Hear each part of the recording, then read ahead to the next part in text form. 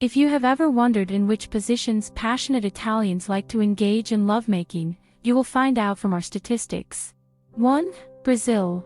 Samba on the side. She lies on her side, facing away from her partner, with her legs bent at a right angle to her body. He enters her from behind, lifts his torso, rests on his elbow, and caresses her breasts with his other hand. 2. Spain. Doggy style. Lying down. She lies on her stomach, slightly lifting her hips.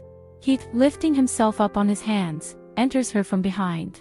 This configuration stimulates the G-spot and clitoris. 3. Italy. X Factor. He lies on his back. She assumes the reverse cowgirl position, leaning forward and stretching her legs back towards his shoulders. 4. Australia. Sun Lounger. He sits, extending his legs forward and lifting his torso on his arms. She leans back on the bedpost in front of him and throws her legs up onto his shoulders. 5. Greece. Hero. She lies on her back, pulling her knees to her chest and raising her legs vertically upwards. He stands in front of her, with her hips resting on his knees, and he enters her. 6. Japan. Bamboo crevice. She lies on her back and throws one leg over his shoulder.